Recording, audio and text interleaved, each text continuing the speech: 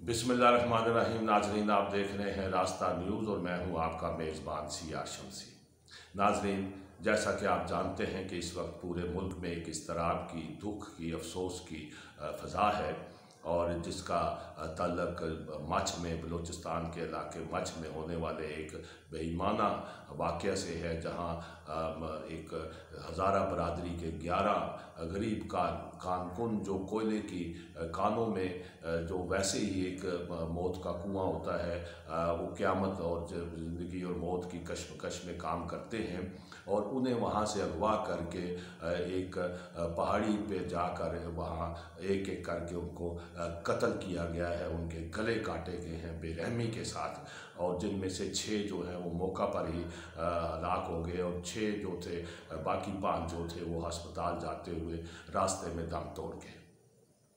नाजरीन, हज़ारा बरादरी के साथ ये वाक़या यकीनन नया नहीं है और इससे पहले भी गुज़श्ता 2 दहाइयों में उन पर कई जानलेवा हमले हुए हैं और अब तक सैकड़ों मासूम जो इंसान हैं वो कत्ल कर दिए गए हैं। कभी वो धमाकों में मारे गए, कभी उनको टारगेट करके मारा गया, उसमें कई ख़वातीन भी हैं और एक अजीब मंज़र है कि ये क्या इंसान नहीं है। और सबसे बड़ी बात यह है कि वो ज़ाहिर है कि उनका एक जो होलिया है या एक जिस्मानी साख्त है, जो चेहरे की एक मखसूस उनका एक खूबसूरत गोल चेहरे होते हैं, वो दूर से ही पहचाने जाते हैं और फिर उनको एक चलती फिरती मौत का वो उनका सामना होता है। वो जहाँ नज़र आते हैं उन्हें टारगेट कर दिया जाता है। उनके बच्चे स्कूल नहीं जा सकते, वो बाहर नहीं निकल सकते। नाजरीन, अब तक गुज़श्ता 2 दहाइयों में उनके साथ बेशुमार वाक़े हुए हैं। कभी उन्हें बम धमाकों से उड़ाया गया, टारगेट किया गया, लेकिन ये वाक़या कई पहले वाक़यात से ज़्यादा संगीन है कि उन्हें पहले अगवा करके कत्ल किया गया। नाजरीन, इस पर गुज़श्ता 4 दिन से इस लम्हे भी जब मैं बात कर रहा हूँ, इस शदीद सर्दी में, इस बर्फ़ अंगेज़ मौसम में वो लोग जो हैं अपने लाशें लेकर सड़क पर पड़े हैं और बैठे हैं और अभी तक उनकी तदफीन नहीं हुई। और वहाँ की एक खातून की जो एक वीडियो वायरल हुई है, वो कह रही है, चीख रही है, रो रही है कि उसके घर के तमाम मर्द मार दिए गए हैं और उसके घर में अब कोई मर्द जनाजे उठाने वाला नहीं है। नाजरीन, ये तो एक जो इस वक्त तक की तफसीलात है बहुत ही कर्बनाक है और किसी भी महज़ब माशरे में इस तरह के वाक़यात का तसव्वुर भी नहीं किया जा सकता। लेकिन ये वाक़या आज हम पाकिस्तान के अंदर हुआ है। पाकिस्तानी शहरी जो हैं उनकी लाशें सड़क पर पड़ी हैं और उनके लवाहिकीन रो रो कर, चीख चीख कर वज़ीर आज़म पाकिस्तान को पुकार रहे हैं कि वो उनके पास आएँ और उन्हें बताएं कि हम कैसे ज़िंदगी गुजारें। क्या ज़मानत है कि अगली सुबह उन्हें भी कत्ल कर दिया जाएगा।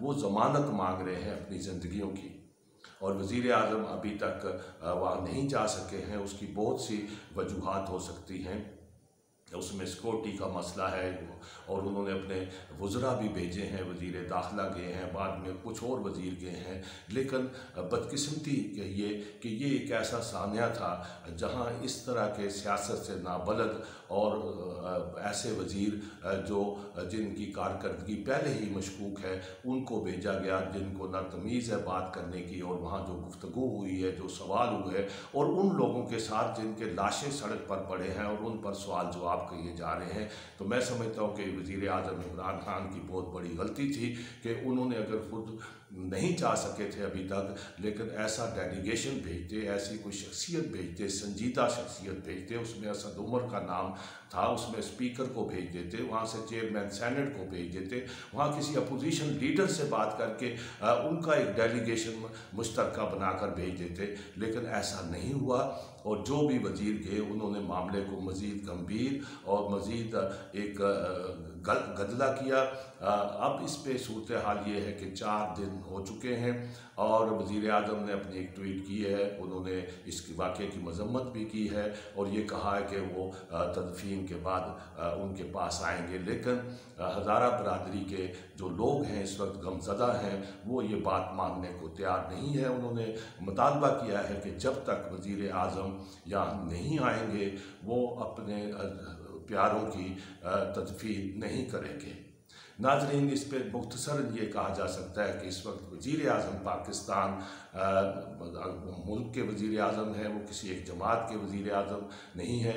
उन्हें बहुत पहले दूसरे ही दिन चले जाना चाहिए था, लेकिन अब भी वक्त है कि अगले अगर वो 12 या 16 घंटों में 20 घंटों में वहाँ पहुँच जाते हैं तो वो सरखरू हो सकते हैं इस हद तक कि उन्होंने जाकर जो मुतासरा ख़ानदान है उनके आंसू पूछें और उनकी दिलजोई करें।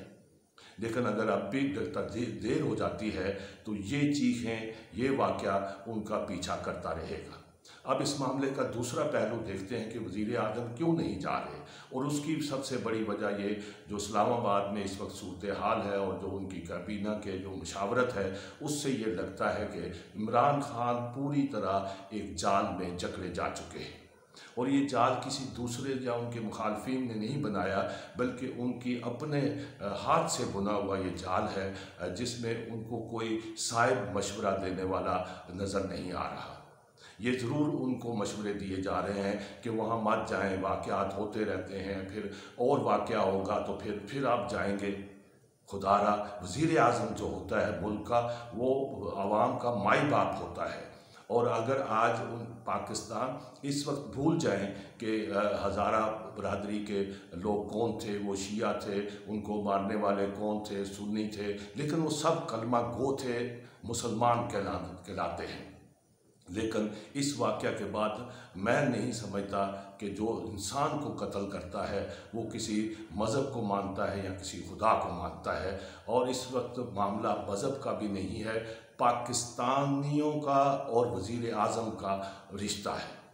वज़ीर आज़म की ये बुनियादी ज़िम्मेदारी है कि वो अपने शहरियों की जान और माल की हिफाजत करे और ज़िम्मेदारी पूरी करे जो इन हालात में। और ये सारा मलबा ज़ाहिर है कि इमरान खान पर नहीं डाला जा सकता।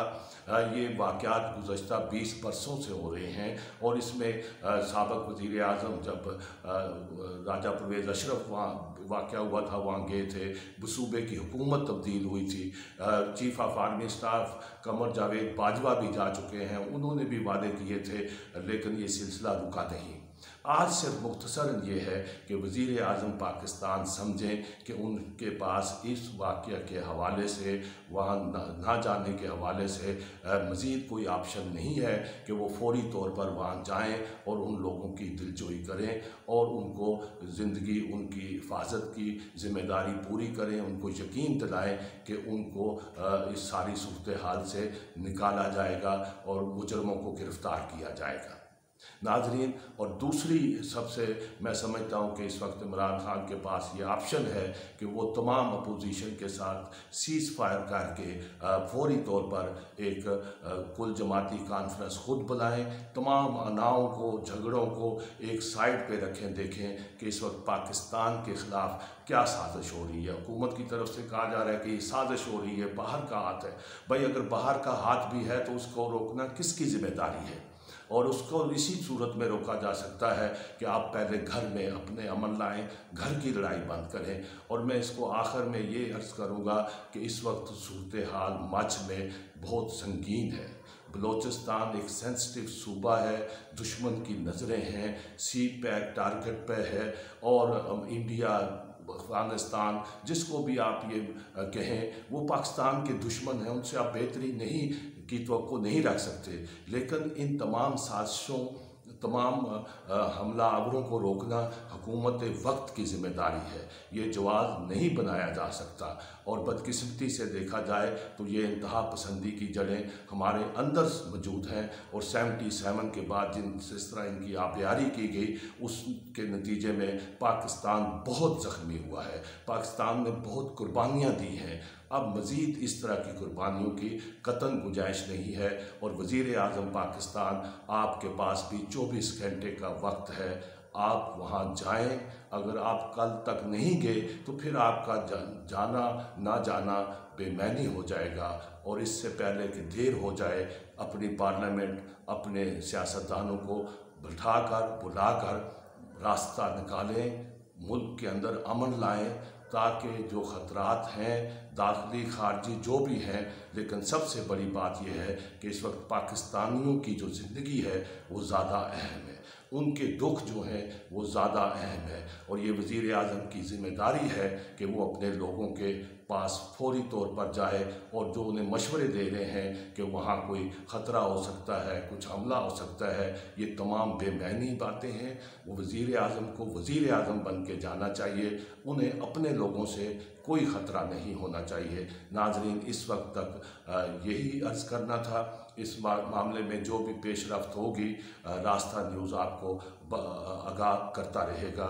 लेकिन ये बहुत दुखी मामला है, इस पर सब पूरा मुल्क सोगवार है और उसको सोगवार से निकालने के लिए मुल्क को वज़ीर आज़म पर सबसे बड़ी ज़िम्मेदारी आयद होती है। और इसके साथ साथ PDM जो है उसे भी सियासत को थोड़ी देर के लिए तर्क करके वहाँ जाना चाहिए और मिलकर जो वो लोग कत्ल हुए हैं उनकी तदफीन में हिस्सा लेना चाहिए, ताकि कुछ न कुछ उन मज़लूम ख़ानदानों के आंसू पूंछ सके, उनकी एक दिलजोई हो सके। इतना तो हम कर सकते हैं। शुक्रिया।